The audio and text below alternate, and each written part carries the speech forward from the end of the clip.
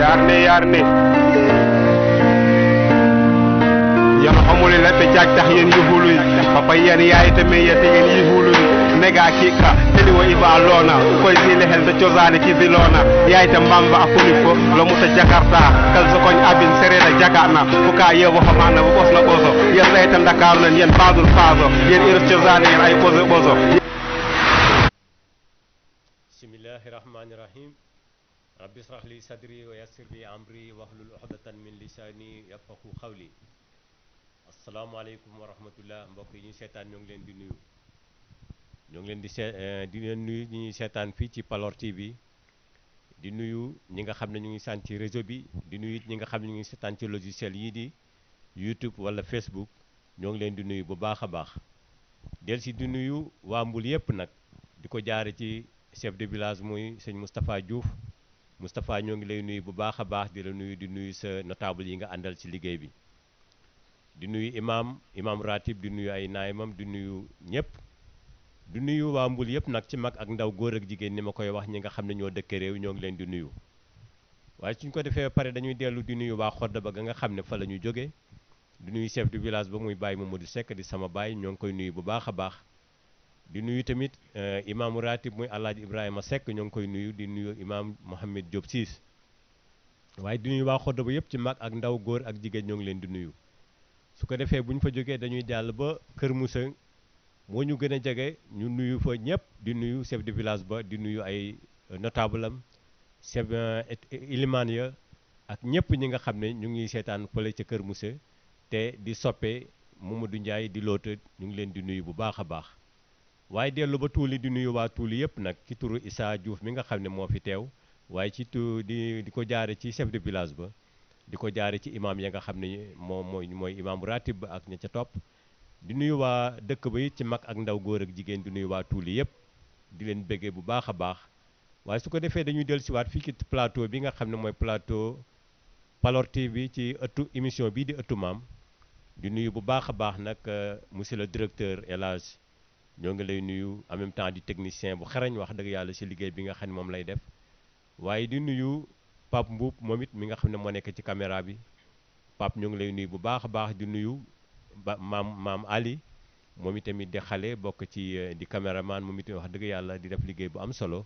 ñoo ngi koy nuyu su ko defee ñu dellu si plateau bi nga xam ne moom la ñu bokk ak suñu invité yi nga xam ne ay invité de marque lañu ay muy ñu mag ñu baax ñoo xam ne ñu yàgg a liggéeyal tund wi vraiment ñëw teew fii ci émission bii di ëttu maam fii ci Palor TV su ko defee ñu mën leen a jottali ay nuyoo ñoom yi tamit su ko defee di nuyu Issa Diouf mi nga xam ne mu ngi jóge ba Tuuli nekk responsable yore président commission éducation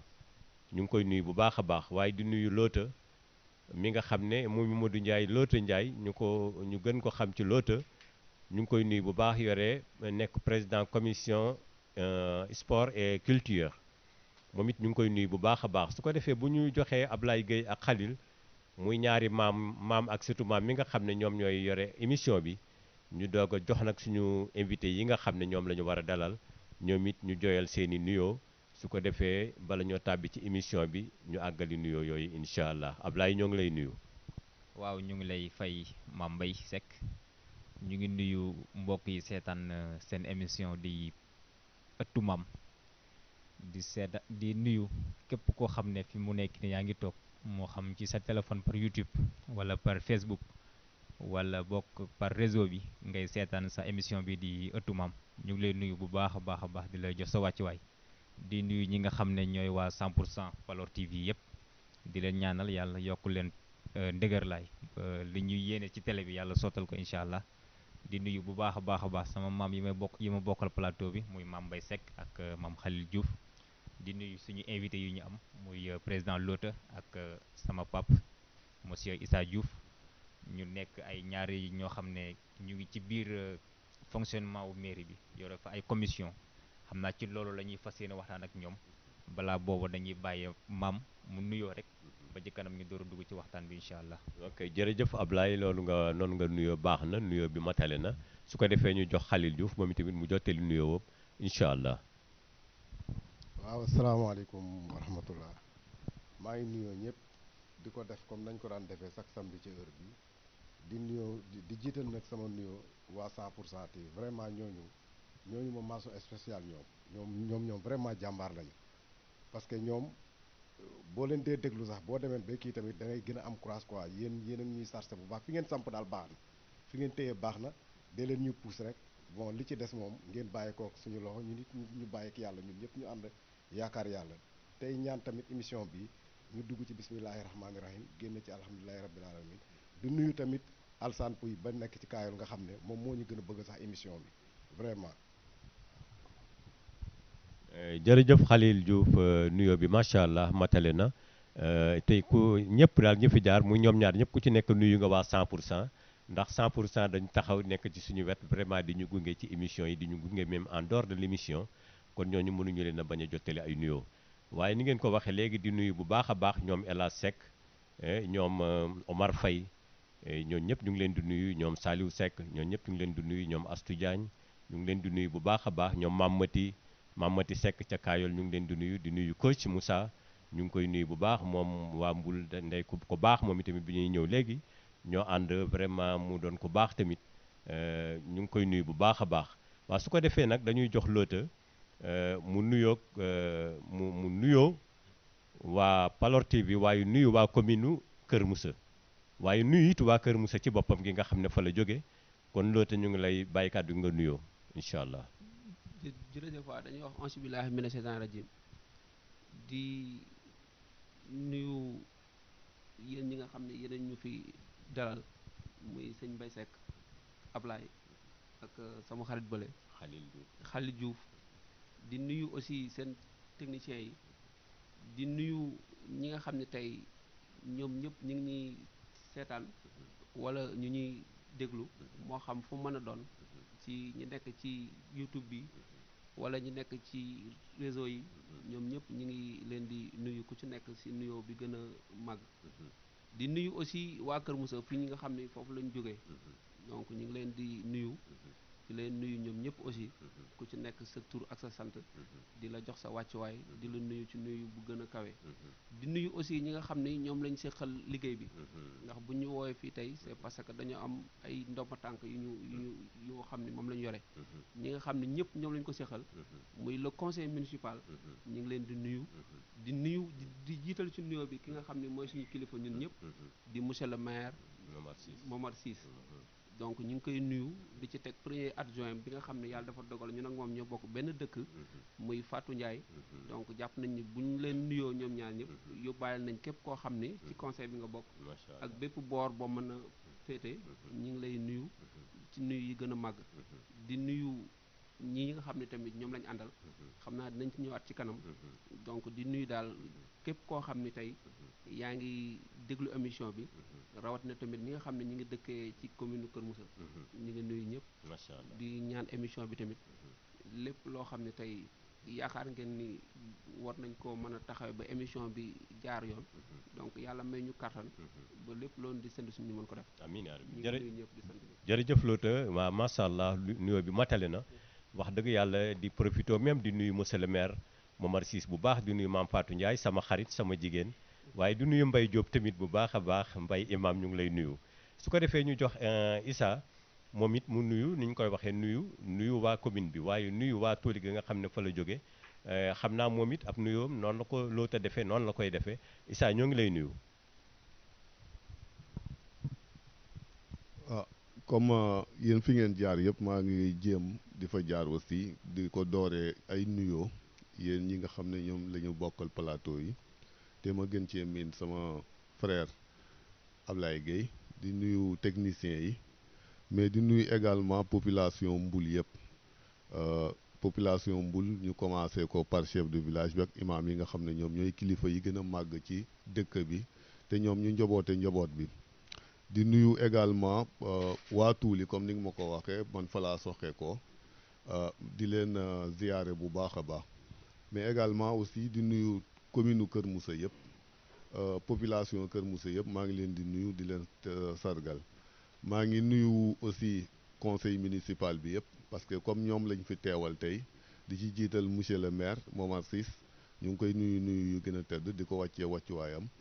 mais également di ñaan yàlla aussi ñi nga xam ne dañoo tawat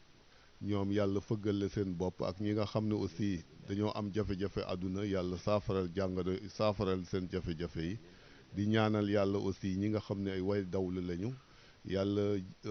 yërëm leen xaare leen àjjana ci biir ñaan boobu aussi di profiter occasion ki ñu fi raw nga xam ne monument national la muy l'autre là sax ki gaañu Lamine Diack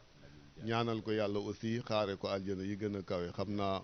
président Loto daf koo bàyyiwul xel mais fa la waroon doore mais ñu mëttali ko rek ñu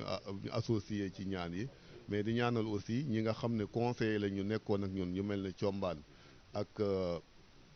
Birama Silla Xuma ak ñeneen ñi aussi yàlla yërëm leen xaare leen àjjana yi gën a kawe di ñaan yàlla rek ñu tàmbali bismillahi rahmaani rahim émission bi ñu jekkale ko alhamdulilahi rabbil alamin di ñaan yàlla aussi lépp luñ fi yebbi mu doon loo xam ne aussi njëriñ la ci askan bi parce que loolu lañ ci jublu jubluwuñ fi wax bu bëri jubluwuñ fi leneen mais liñ fi jublu réellement mooy indi ay éclaircissement indi ay leeral ba mu leer nañ ci boppu nit ñi par rapport ak gestion yi nga xam ne yàlla nattu nañ ko ñu yore ko depuis 2014 maa ngi leen di ñaanal aussi li ngeen fi sumb ni yàlla def ko télévision bu mag ba mu law ba mu nekk télévision nationale ñëpp jot ko maa ngi leen di ñaanal vraiment loolu yàlla defal leen ko te kontaan nañu lool ci initiative bi ngeen am nii parce que su ma déggee Palor TV sincèrement mbégte bu rëy laa ci amee ak sañ-sañ bi ngeen am ba ngeen commencé ko nii yàlla na ko yàlla lawal ba mu yaatu ba mu nekk sax international au lieu de national loolu moo nekkoon sama en guise d'introduction nuyoo yi macha allah alhamdulilah. jërëjëf Issa wax dëgg yàlla nuyoo bi matale na te rafet na ba jokkale sax yow ñi nga xam ne yàlla jëlee na leen fi ka boole leen ci nuyoo bi kon loolu lu matale la vraiment ñoo ngi lay sant di la gërëm su ko defee dañuy dem strictement ci li nga xam ne moo ñu tax a jóg muy dugg ci émission bi ci waxtaan li nga xam ne moom mooy illa ji su ko defee ñaari gan yi nga xam ne am nañ leen daanaka ci nuyoo bi présenté nañ leen ñooy ñan li ci des nag mooy ñu bàyyi Ablaye mi nga xam ne ñun dañu wax ne ñun moom seen gan la yéen ay ganam ngeen ñun dañuy chroniquer ànd ak yéen di leen gunge ci relancement yeeg yu mel noonu waaye moom moo leen dalal su ko defee ñu bàyyi ko mu dugg ak yéen ci questionnaire yi ak tontu yi nga xam ne moom lañu ci andil ñu bàyyi gars yi ñu topp ñu incha allah Ablaye kàddu gaa ngi noonu. waaw waaleykum salaam Mame Mbaye ñu ngi di nuyoowaat bu baax di jaajëfalaat rek borom nuyoo yi comme ni ko Père Issa waxee léegi rek ñu jaale Lamine Diack di ñaan yàlla xaare ko àjjana yi gën a kawe incha allah di ñaanal ñi nga xam ne ñoo nekkoon ci équipe municipale bi yàlla jëlee leen fi aussi yàlla dina yàlla yërëm te jégal leen yàlla xaaral leen jannatu firdaws di ñaan rek ñi nga xam ne ñoo jiitu yëpp yàlla defal leen loolu jégal leen incha allah xam naa dañuy ñëw directement ci li nga xam ne mooy questionnaire dañuy commencer par le président Lota su ko defee ñu def ay interaction avec suñu papa Issa ci Lota li ñu fas yéene waxtaan ak moom mooy bi ci jiitu moom en tant que ndaw ñu xam ko ñu jox ko ay poste de responsabilité mu yor ko kooku mooy kan Mamadou Ndiaye Lota qui est-il ban parcours professionnel la am ñu xam ko ci wàllu politique aussi ban parcours politique la am daañu ci waxtaan ak moom moo yor li nga xam ne mooy commission jeunesse sport et culture daañu ci ñëw ak moom de 2014 à 2021 ban bilan la mën a présenter li nga xam ne mooy commune bu Kër Moussa bon yooyu nag kañ la jël fonction ak yooyu yëpp xam naa ne dina ci ñëw beneen bi ci des mooy la jeunesse et les prochaines échéances électorales xam nañu ndaw ak fi nga xam ne ci la réew mi toll am na ay jongante yi ñu jëm la moo ci seen taxawaay ak voilà ak lan lañ ci prévoir daañu ci ñëw ak moom su ko defee loolu mooy li nga xam ne mooy partition bi nga xam ne moom la ñu bëgg a waxtaan ak ki nga xam ne mooy Lota maintenant ki nga xam ne mooy suñu papa Issa Diouf aussi daañu waxtaan ak moom c'est vrai que ñëpp xam nañ ko miin nañ ko ci commune bi donc ci présentation bi mën nañ ci bañ a xuus lool dañuy ñëw ak moom rek ci li nga xam ne mooy commission d'éducation naka la commission bi du doxee ak ñoom yañ cay def voilà deuxième point bi mooy le bilan bi nga xam ne mooy moom la commission éducation mën ñu kiyal mën a présenter voilà le bilan entre succès ak limite maanaam fan la ñu bëggoon àgg te àgguñu fa et cetera loolu dina valable ci Issa ak Loto yëpp la jeunesse intellectuelle voilà et le lendemain de la commune de Kër Moussa xam nga ndaw la ñuy wax ne moom mooy avenir u dëkk donc ñaar ñi nga xam ne ñoo yor commission seek wàllu ndaw war nañu xam lan la ñu am ci loo xam ne mën nañ ñu ko baaxee ci loo xam ne def nañ ko ba noppi wala la ñu prévoir ci li nga xam ne mooy la jeunesse de commune de Kër Moussa loolu en grosso modo mooy li nga xam ne moom la ñu fas yéene waxtaanee bu ñu ko temps bu mayee ñu dem tuuti ci ay perspectives mais loolu mooy li nga xam ne moom la ñu prévoir pour waxtaanee ko ci émission bi di jéegulu ñëpp su ko defee Loota Mamadou Diop wala Mamadou Ndiaye Mamadou Ndiaye voilà nga téye sa micro ñu tàmbalee ci Mamadou Ndiaye di Loota ñu ngi lay nuyu bu baax tey jii bu ñu bëggoon xam Mamadou Ndiaye Loota ban parcours la am moom mooy kan fan nga jote jaar professionnel. jërëjëf sëñ Ablaye donc Mamadou Ndiaye ñu gën koo xam ci Loota maa ngi juddoo Kër Moussa màggee Kër Moussa yaroo Kër Moussa jànge aussi benn école bu ñuy wax Saint-Charles Wanga Kër Moussa donc ba am suñu entrée en sixième ci lañ dem CEM de Pout donc def fa sixième cinquième jóge fa dem benn école à Rufisque bu ñuy wax Maam Kumba Lamb instant yi mu tudd Ibrahima Sakho donc bi ñu fa génnee lañ spécialisé wu def fa électrotechnique génne Asafin donc foofu mooy suñu jaar-jaar donc sur le plan politique aussi yàgg nañ ci dugg donc depuis du dañu am ambition rek du tax ñu dugg ci politique c'est que dañ nekkoon acteur de développement di yëngu am fu bëri fu ñu jaar ba politique dab ñu donc dañoo amoon association boo xam ne association de jeunes la nekk Kër Moussa donc mu tuddoon daara ji donc maa ngi profité sax di nuyu ñi nga xam ne samay xarit lañ donc ñi ngi may seetaan donc si occasion bi mu nuyu leen donc ñu nekk di yëngatu ci lu bëri donc lépp loo xam ne tey mooy développer dëkk bi wala njariñu dëkk bi la wala war nañ koo jóg ñu gis ni kat ñun fi suñu papa yi toll woon wala suñu mag yi toll fa tey toll nañ fa ndax boo demee ba boo solee sa dàll seen dàll mu jot la kon warutoo taxaw di kaas naan ñoom li ñu waroon def nañ ko wala defuñu ko donc ci lañ ni nañ organiser wu donc lépp loo xam ne tey doon nañ ko xaar si ñoom ñun ñu jóg jéem ko defal suñu bopp mais ci noonu lañ demee ba xam ni tey dëgg la am na yoo xam ne ñu ngi koy def yàlla dañ ci may ndam ñu ci réussir mais ñu gis ni ba léegi dafa des ndax instance de décision yi doo fa nekk lépp looy def ci biti nga koy defee donc ñu ne kon pourquoi pas ñu organiser wu dugg dans les instances de décision ba nga xam ni tey fu ñuy décider dañ koy mën a fekk dañ koy fekkee mën ci bokk parce que des fois di nga fëgg benn buntu bëgg a waxtaan bi du neex parce que dañ la naan yow la kan wala lépp la nga représenté moi je pense que ni bu fekkee amoo ndomba tànk bu la may nga wax ak ñoom dañ lay xaw a sax sous-estimer moi je pense que ni loolu moo ñu gën a encouragé bañ dugg ci politique biñ duggee ci politique aussi dañoo ñëw demee stratégie parce que politique lépp looy def na nga ko réfléchir nga xalaat ko dañoo ñëw gis ni kat am na ay parti yu fi nekk tey boo xëyee rek dugg ci benn parti di politique mën naa am sa électorat wala sa poids politique dëgg-dëgg doo ko xam ñu gis ni kat am na benn parti boo xam ni existé na que de nom mais à Kër Moussa ce parti n'existe pas ay élection jot ñu ne nañ ñi ànd ak parti boobu doon élection locale sax ay élection présidentielle la woon c'était juste pour ñu natt suñu doole xool nit ñi fa lañ toll si ñun bi ñu demee tamit gis nañ si liñ si yaakaaroon gis nañ ko donc mu nekkoon 2007 présidence 2009 mu tombé élection locale ci lañ la coalition Sopi nga xam ne Momar Ciss mi tey moom moo ko dirigé donc gis ñu pour ñu waxtaan nouer une alliance donc ñu waxtaan yi tamit sotti juboo am élection yooyu yàlla def ñu ànd ñun ñu am ci ay conseil boobu dugg nañ amoon sax ay poste de responsabilité ndax man mii maa nekkoon rapporteur commission jeunesse et sport bi nga xam ne tey maa ko jotee bi mu duggee maa nekkoon rapporteur bi Ibrahima Ciss nekkoon le président donc ñu liggéey ci ay liggéey yu am solo donc ci lañ demee élection ànd ci mandat bi liggéey ba mandat bi jeex ñu mandat bi jeexee nag ñu gis ni kii ñu àndal tey mënoo ko woon a xam tant que jege woo ko bi ñu ko jegee xam ni kat vraiment nit ki mënoo boo ko jegewul ngeen ànd liggéey ni nga ko war a xamee dëgg-dëgg doo ko xamee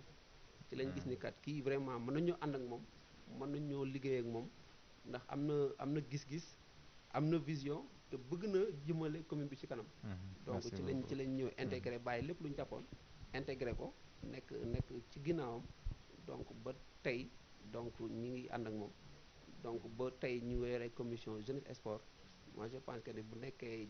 jaar foofu daal lañ ci mën a wax donc en attendant question yi ñëw. ñu dugg dans le fond quoi. alors merci beaucoup président Mamadou Ndiaye am na solo parcours bi ñu ngi la ci jaajëfal bu baax ñu amoon ñaari question rek wala boog lenn ci ay question par rapport ak sa parcours professionnel bëggoon nañu xam yan lijaasa nga jot a décroché ci sa parcours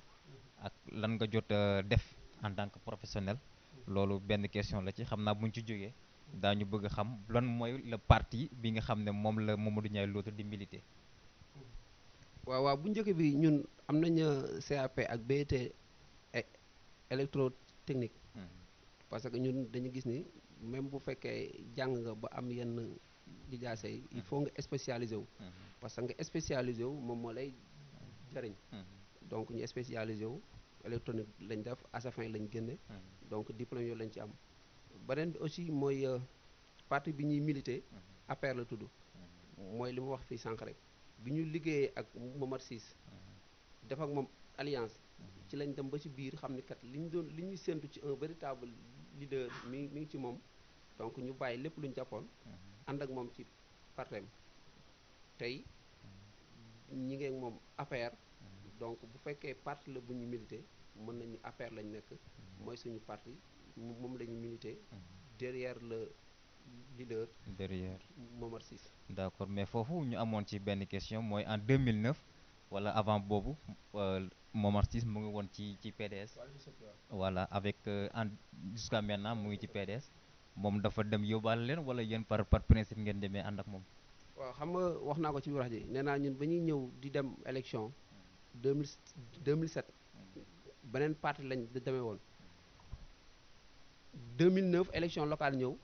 ñu noué une alliance ak moom ba ñu waxtaanee gis ni kat nañ ànd élection locale yi ñu ànd mais ci biir ànd bi lañ gis ni kat kii c'est un véritable leader et c'est un véritable manager donc ci lañ ni lépp lu ñu jàppoon ñu bàyyi ko ànd ak moom ci coalition Sof bi ànd ak moom ci PDS ba muy jógee PDS aussi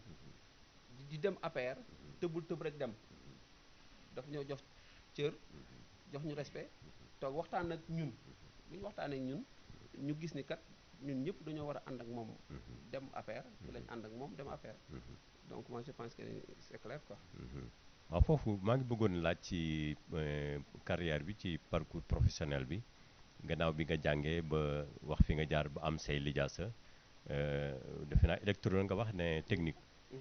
ndax yaa ngi en fonction di ci liggéey wala yaa ngi ci conseil municipal bi rek ngay liggéey wala su fekkee am na yaa ngi liggéey ci benn industrie wala factory ban fonction nga am foofu boo xam ne moom nga boole ak conseil municipal bi. waaw xam nga des fois da nga doon am ay stage di dem di ñëw mais léegi bi ñu demee ba nga xam ne tey charge yi ñu yor bëri na ñu gis ne kat mënatoo ko boole donc ñu concentré wu ci charge yi nga xam ne moom la ñu yor parce que tey bu ñu la dénkee lu mel nii donc ñëpp di xaar ci yow tamit résultat donc mënoo lu dul boole say force yëpp ba nga xam ne tey nga réussir ko quoi. parce que lu toll ni commune de Kër Moussa nekk commune bu mag nga gérer ci responsabilité yu mel nii donc résultat yi ñëpp di ko xaar donc moi je pense que ni war nga takk sa ndigg ba vraiment li ñuy xaar nga joxe ko quoi loolu moo tax da ngay dem ba xam ni du mën a ànd donc nga concentré wu pour que vraiment nga am benn kii mais du tey aussi soo amee loo war a def ci domaine boobu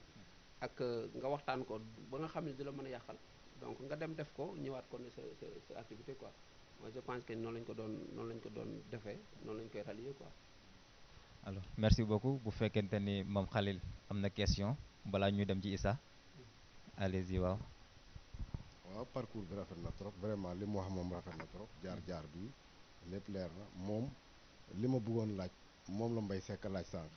mais man li ci des mooy ndax ànd bi mu ànd ak Momar nii am na ci moom am na beneen ambition boo xam ne pour moom la walla de. waaw xam nga képp koo xam ne tey leader nga gérer ay responsabilité te politique dafa am loo xam ne nit ñi waruñu ko di fàtte mooy politique lépp lu nit am ci politique daf ko xeex tey mënoo xeex ba am si yenn niveau yi te àndul ak am ambition tey da ngay am ambition loolu dëgg la mais ambition bi teewul aussi nga am discipline de parti ambition bi tamit teewul nga bañ a parce que tey ñun dëgg la am nañ ambition mais ambition bi ñu am dëgg-dëgg mooy mission bi nga xam ni maire daf ñu ko dénk askan bi di xaar résultat mission boobu ñu matale ko moi je pense que tey suñu première ambition moom mooy loolu tey li ñu dénk ñu def fi loo xam ni kat ëllëg bu ñu fi nekkatul wala bu fi kanam nekkee ñu xam ni kat ñun bañ fa nekkee lañ faroon def nañ ko fa moi je pense que loolu mooy ambition bi jiitu li ci des nag loolu la boroom xam-xam di wax nit moom booy politique la nga war a def yëf doomu aadama def ko la ca des nag mbir yàlla nga bàyyi ko suñu borom ñun ci loolu lañ tënku li nga xam ne daal Momar Ciss dénk nañu ko askan bi di xaar un résultat boo xam ne résultat bu positif la donc ñu nekk ci ba réussir ko moi je pense que loolu mooy suñu ambition loolu mooy suñu mission bi gën a mag. merci beaucoup maam dogal nga ci question bi d'accord merci beaucoup kon mën nañu dem ci ki nga xam ne mooy Issa Diouf. waaw da nga waroon a jël kii tuuti. bon dañu question yi dafay xaw a niroo su ko defee pour bilan yi mu bañ a jaxasoo carrément suñu andee premier point rek ñu door a cumuler les deux bilans en même temps su ko defee ñu bañ a kii tuuti daal alors Père Issa ñu ngi lay nuyuwaat bu baax di la ñaanal jàmm alors yow yaa jiite li nga xam ne mooy commission éducation Issa Diouf moom mooy kan moom ban parcours la am ba tax ci wàllu politique tey ñu am yaakaar ni moom moo jiite li nga xam ne mooy commission d'éducation naka la mbir mi di doxee ci biir commission d'éducation. man su ma sañoon nga bennal question yi pour tontu yi xaw a leer. soo ko dajaloo présentation la d'une manière générale rek. bon pour la présentation man doomu Tuuli la fa laa juddoo fa laa màggee fa laa yaroo fa laa defee sama tendre enfance yëpp mais maa ngi jàngee école primaire Suun parce que période boobu Suun rek moo amoon école gox boobu ñun bi ñu jógee foofu bi ñu amee entrée en sixième jamono yooyu aussi fekk suñu gox bi yëpp amul lycée amul CM ñun ñu orienté woon ñu Amadou Koli Diop bu Thiès ñu tuddee woon ko Camp Faidherbe bi ñu jógee Camp Faidherbe ci la ñu demee Malick Sy bi ñu paree jógee Malick Sy aussi ci la ñu demee université Cheikh Anta Diop bu Dakar département bu géographie loolu bi ma en 96 laa jógee foofu ma dugg ci enseignement bi ba tey maa ngi ci enseignement bi comme instituteur principal classe exceptionnelle foofu laa toll tey jii nii ci wàllu njàngale bi bon loolu je pense que moo nekk sama parcours professionnel. d'accord merci beaucoup loolu mooy li nga xam ne mooy parcours professionnel bi wax nañ ko sànq yow yaa jiite li nga xam ne mooy commission d'éducation liggéey bi foofu naka la demee. bon liggéey bi ñu ngi jéem suñu kéemtalaay kattan boole kook njàngale bi ak direction école bi ñuy gérer bon xam naa metti na trop mais ñu ngi koy jéem ndax question d'organisation la rek suñu xëyee ñu ngi école on a fait de telle sorte que ne suñu emploi du temps yi aussi dañ koo bàyyi heure arabe yi par exemple 11h heure su ma amee heure arabe lundi ak mercredi ak yeneen jour ci laay profito dem mairie su ma jógee mairie su nekkee war naa gontu man ma gontu école mais su dul loolu aussi li ci ëpp bon su nekkee ne war naa dajeek nit aussi damay programme heure yi nga xam ne man du ma ci jàngale ñu daje ñun ñu réunion wala ñun ñu waxtaan li ñuy waxtaan waaye laa jëg aussi comme jamono bi portable moo ëpp lu muy relier nit ñi yow xam nga ci dara sax li tout avec surtout avec les étudiants là li ci ëpp man par téléphone la ñuy jokkoo wala su mu nekkee soxla naa maire su nekkee ne mën naa jógee tuuli dem fekk ko këram tugg ni ñu toog waxtaanee mbir bi ñu war a dox waaye laa jëg ñu wootee téléphone aussi xam naa c'est un peu difficile bon ci lay profité sax d'ailleurs di nuyu sama soxna yi ak sama famille parce que temps bi ma leen di jëral bëri na bëri boo xam ne parfois sax dañuy lamenté wu bon je deviens un père de famille fantôme mais ñoom ñu ngi adapté wu te ñoom comprendre nañ ma aussi maa ngi leen di delluwaat di leen jéggalu ci xëy na àq famille mais c'est communauté bi moo ma soxla engagement bi jar na ko ndax mbirum communauté bi la loolu en bref ou bien en résumé xaw ma ndax satisfaire naa sa question wala déet. alors merci beaucoup loolu mooy li nga xam ne mooy présentation Père Issa Diouf xam naa dañuy ñëw rek ci bilan yi ñuy ñëw ci le am nga ay question foofu allez-y waaw. waaw jërëjëf Issa vraiment yéen it suñu fierté ngeen d'abord même ci jamono yi ngeen di jàng sax fekk jàng jafe trop mais ngeen góorgóorlu ba am taxawaay bi ngeen am nii comme ni nga ko waxee yaa ngi def enseignant ci ban école ngay jàngale ak section bi nga yor ci wàllu éducation éducation dafa xala général quand même alxuraan baa ngi fii arabe bi français bi ndax yow da nga boole yëpp yor ko ak bu fekkee da nga boole yëpp di ci yëngu ban programme ngeen amee foofu surtout pour les daara vis-à-vis avec l'école française. bon question bi xaw na jaxasoo tuuti sama bopp mais ni ma ko comprendre bon man instituteur la man wax naa ko sànq sama biir gas man maanaam ci daara yu suufee yi ci laay jàngale man maître français laay jàngale man jàngale wu ma arabe mais école bi man école bi nekk site de recasement bi laa nekk maa ngi fay am 4 ans 5 ans ren defe naa mais avant boobu maa ngi woon Tuuli def naa fa 11 ans avant Tuuli jaar naa Sébikotane avant Sébikotane aussi jaar naa Tataguine benn village bi ñuy wax Diouroupa def naa fa 8 ans donc ren ji ne maa ngi sama 26 ans de carrière ci biir enseignement mais du ma jàngale arabe mais école yëpp dañuy am école oustaz ñoom ñooy jàngale arabe mais man français laay jàngale te xam nga njàngalum école primaire benn classe ngay yore yow yaay jàngale langue et communication yaay jàngale mathématique yaay jàngale aussi nu mu tuddati découverte du monde yow yaay jàngale aussi matière nga xam ne ñoom yeneen ay champs ak yooyu mais man français laay jàngale comme langue voilà. foofu c'est mooy question professionnelle bi ngay wax quoi mais maa ngi wax problème occupation à la mairie su fekkee comprendre naa yaa yore affaire éducation. waaw foofu laay waxee ban programme ngeen am en général au niveau de la mairie vis-à-vis les daara ak française bi. waaw programme yi ñu am par rapport ak daara yi parce que ñoon xam nga fii daara yi organiser wuñu mook arabe ak école arabe yi ñoom organiser wuñu comme ni école française bi organiser woo parce que soo xoolee ku ne day demal sa bopp moo tax tëgg ci benn programme day xaw a difficile mais néanmoins lépp demande bi ci ñoom lay jógee ñëw ci ñun suñu ñëwee seen soxla yi par rapport ak seen soxla ci la ñuy ficeler ci la ñuy xam nan la ñuy programmer lan la ñuy defee su doon ne par exemple école français yi la école français yi dañoo organiser wu de telle sorte que ne ñoom à chaque moment yow xam nga li nga war a def ak li nga warata def loolu aussi mën nga toog ci benn année yow nga ne école suy ubbi lii la école su demee ba dawal tuuti lii la examen yi lii la lii ak lii ak lii ak lii léeg-léeg aussi biir am na yoo xam ne ay imprévu la mënoo ko prévoir par exemple école am na xiddeeku na kooku mënoo ko programmer mais selon les besoins ñun mën nañu toog ñu xam ne